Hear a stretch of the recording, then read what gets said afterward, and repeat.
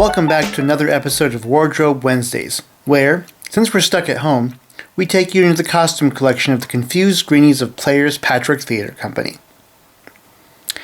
This Saturday marked the troupe's 14th anniversary, so we're busy preparing some fun, and this video is going to be simple, but it'll also include the most wardrobe pieces to date as we look back at important costumes in the Greenies' history, one for each year. First up is one you've already seen, from our first Wardrobe Wednesday.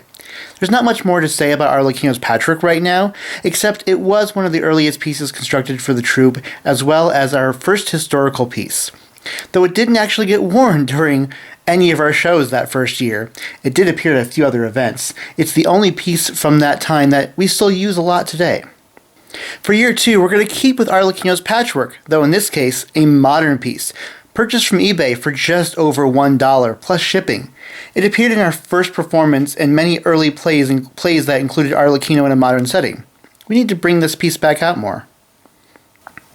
It was during our third year the troupe started to get quite active, and we created or acquired many pieces, including our 6 main Commedia dell'arte masks, which are still used today. But possibly our biggest piece in the collection is our houseback trap, designed to mimic a traditional commedia set piece and built for our first performance in the Society for Creative Anachronism. It was during this time we also got our first simple signage for both the Confused Greenies and I Verdi Confusi. We were in full swing after that, and there are plenty of costumes we could talk about for the 2009 to 2010 season, but we picked the wedding dress. Why? Well, we only needed it for the opening scene in our first musical parody, the Rocky Horror Commedia show, and luckily found one at a thrift store after multiple discounts, so it's practically a steal.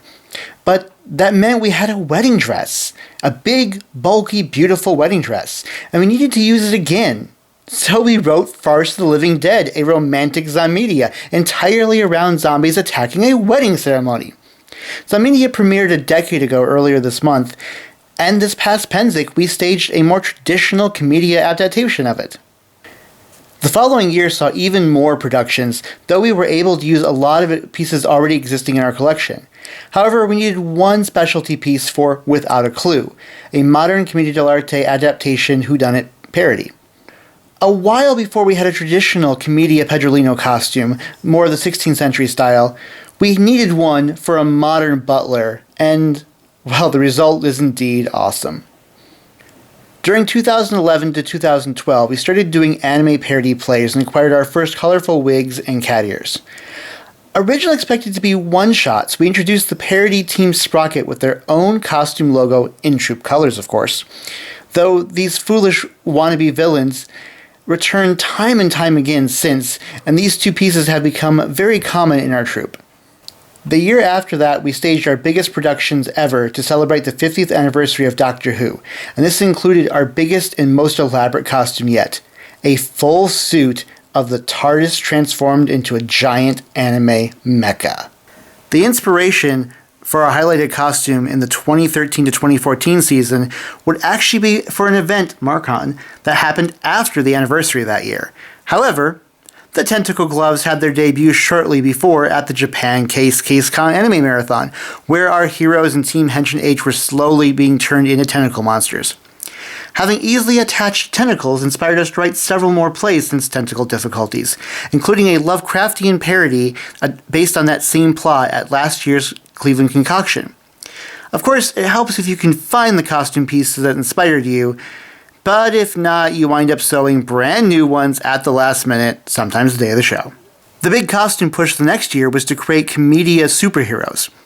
While the project did get simplified and we're still waiting on doing a big superhero parody play, that year we were able to debut Captain Cavitano, using mostly existing pieces and some scraps, but we did design a new comic book logo, and this has been a pretty standoutish costume. 2015 to 2016, well, was the year of the sci-fi bikini.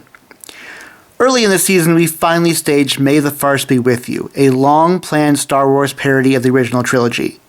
We had wanted a custom-made Hutt Slayer bikini in troupe colors, but in the end we had to borrow one from player of the Patchwork Jamie, who is an expert cosplayer.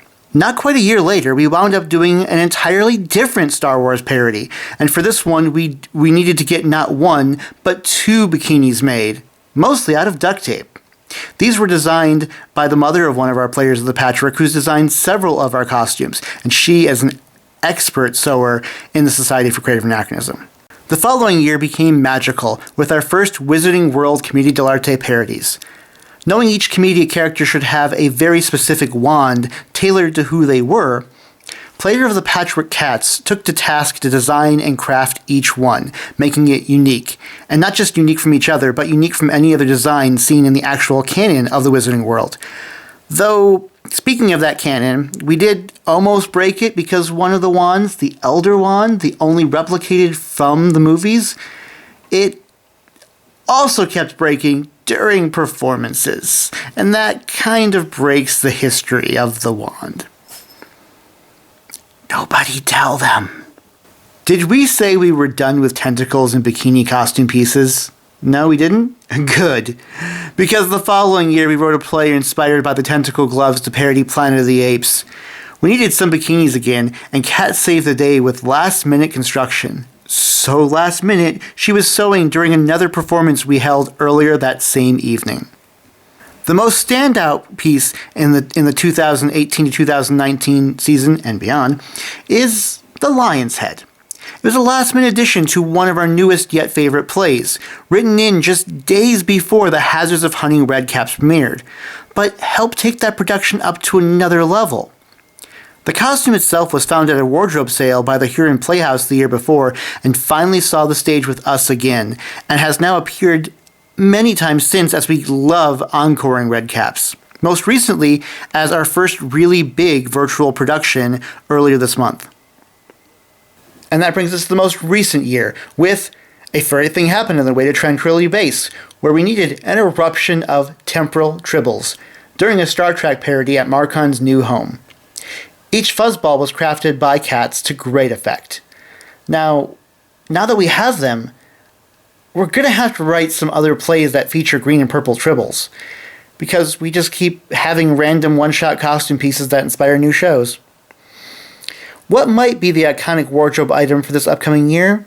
Well, once we get back to performing live again, possibly the giant D20, tie-dye Mike crafted for us that we had planned to use a concoction last month.